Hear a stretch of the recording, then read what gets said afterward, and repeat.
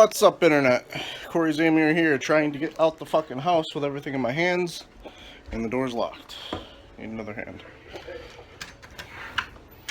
Got some eBay stuff to ship.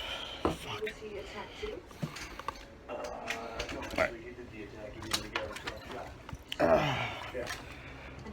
This is day 2 of, or week 2 of planning for the future, I guess. Well, I think I called another video planning for the future, but basically what I mean is last night we basically went over our budget as far as what we can afford.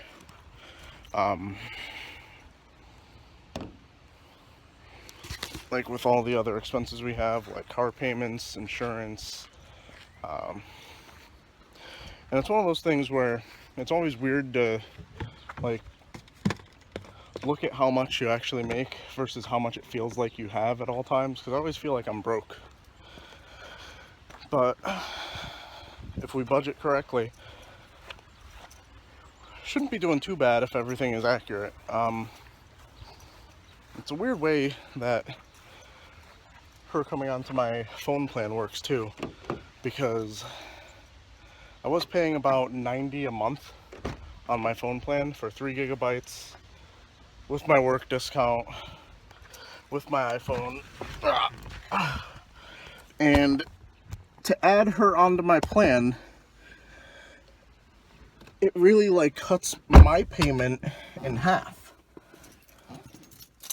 which I don't, we were like going over that last night, and I still don't know if I understand it correctly, if we're doing it correctly.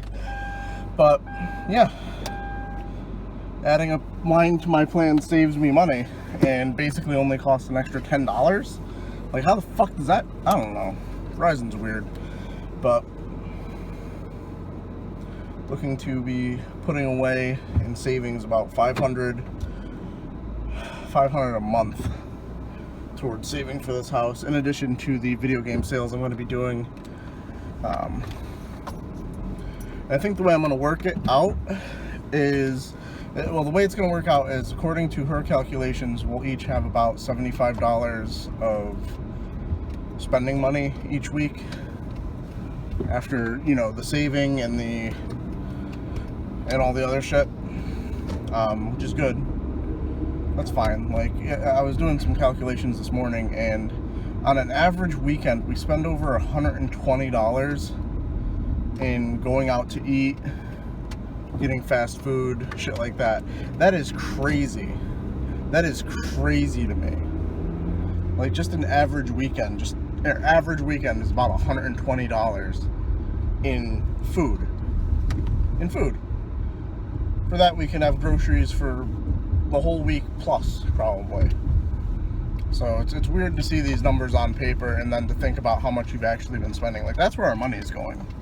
Our money is going into fast food restaurants, is going into IHOP, it's going into fucking Plaza Azteca. That's where our money is. Fucking hell, we should invest in these companies with how much we were spending at them. But yeah, hopefully, like, having it all out on paper and keeping each other in check, because I'm not the only one with a spending problem. She buys a lot of clothes. So we just gotta have to check each other and save for this house and get the fuck up out of this living condition we're currently in. Like for instance, you can't really tell in the videos, but it's really hot this time of year. And with the AC, the floor unit AC unit that my mom got months ago, even if we run it all day, it never reaches my room. Never. Not even a little bit. Not in the slightest. Does not reach my room. So what we end up doing is we end up shutting my door, because she'll freak out cause she doesn't understand how AC works. She feels like if we have my door open and our windows open in there, despite the fact that the AC never reaches the room, that the cool air that she's paying for is going to go out the window. I wish it would go out the window, because at least it would have passed through my fucking room.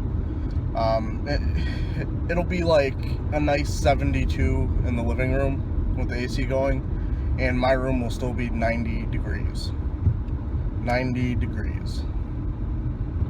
And Alicia absolutely hates hot weather like that. Like, she can't wait until winter right now. And that's crazy to me, because when it was winter, we're just like, we can't wait until summer.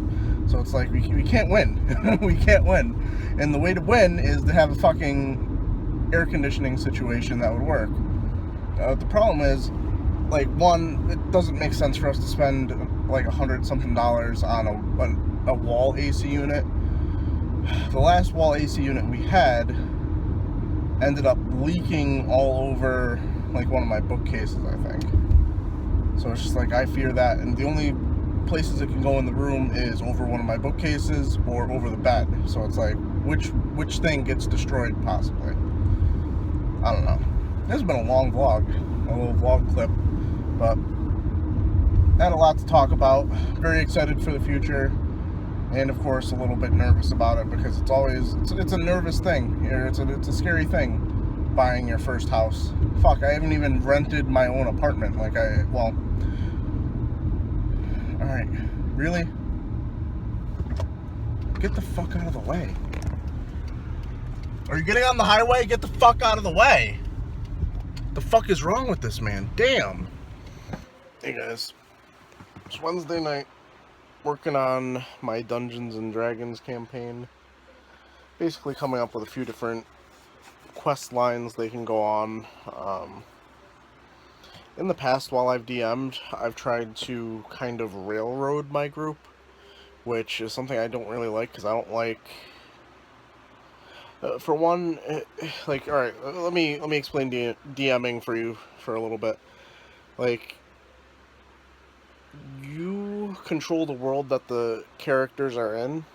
And in the past, especially when I was in high school, I kind of wanted to control everything, you know? And thus, when the characters in my group wouldn't really fall in line with what I wanted the story to be, it would always kind of fall apart, because when they do one thing, but you intended for them to do this other thing, like, your plans fall through. I'm trying to leave things a little bit more open-ended. I've definitely grown up quite a bit as a DM, and as a player, there are definitely certain things I've, like, picked up on, that I kind of can apply to DMing as, like, what not to do. And working on a few quest lines. So we're playing tomorrow night. Kind of in crunch time right now. I just wanted to talk about it because I figured, I'm doing it. It's something very different than what I've been doing in the past. I'm basically working on this script for them going to the wizard school that one of the members of the group, he attends for the first time. We're actually starting at a little bit higher level than usual, because we've done so many campaigns where we start at level 1 that we just decided to start at like level 6. And you guys are like, they're hardened adventurers. They've been grouped together for a long time, so you don't have to deal with all the bullshit of like, alright, this is how they meet, oh, this is Quimbleton Fuckbottom or whatever. You gotta introduce everybody for the first time. Like, it's a little bit easier this way, I think, or I hope. So I don't know if I'm going to be checking in with you with anything else D&D related, but I'm going to try and get back to you with how the first night of the campaign went. There's a few things that I wanted to actually do that I'd never done as a DM. One would be like have like certain theme music for certain situations, which I'm assembling. Which is really cool, because for the tavern music, I actually have some of the music I recorded while I was in Ireland, and I think that's very fitting for the scene when they first go into the tavern. And aside from that, like, certain things to make my life easier as a DM. Back when I DM'd last, there weren't as many programs, or I didn't have a laptop, I don't think, that I could just access at the drop of a hat to be like, oh, I need to randomize this encounter, let me get this pulled up. Like, it would have to be, like, I have to plan it out ahead of time, which I am going to plan it out, but I'm going to be planning it out with, like, a random generator for, like, the monsters they face or whatever for their level and shit. Just to save me a little bit of time, because I'm still doing this YouTube thing, obviously, so And I do want to play Fire Emblem Awakening eventually. I realize now it's been about a week since I've played it. Because I've been working on, you know, getting games in order. Like we can even see here. Like these are the Wii U, Wii, and GameCube games I'm thinking about getting rid of. Got a stack of Super Nintendo games here. I actually sold some of the boxed game, well actually all the boxed Super Nintendo games that I was going to get rid of to Carl from the Grid, so that was a big help, starting me on this saving adventure towards getting a new house, or towards getting a house, buying a house. What a fucking ramble.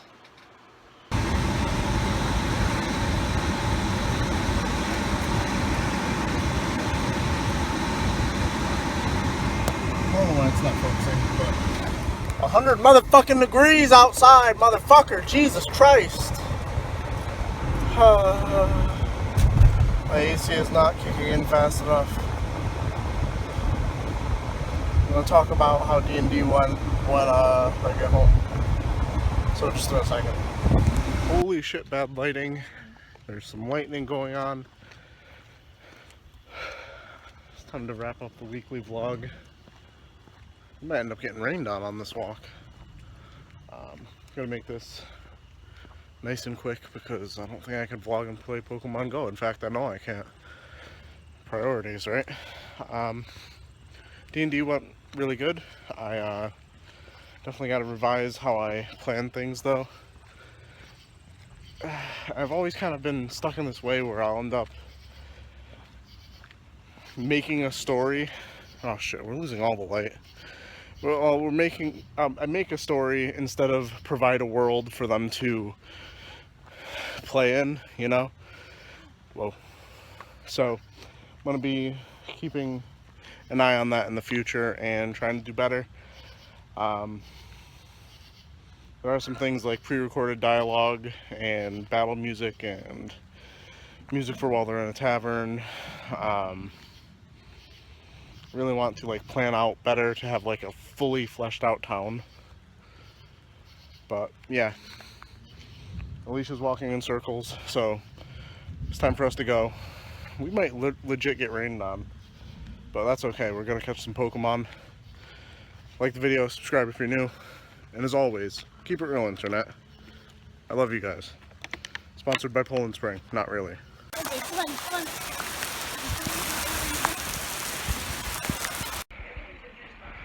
Yeah, it rained a little bit. Shit.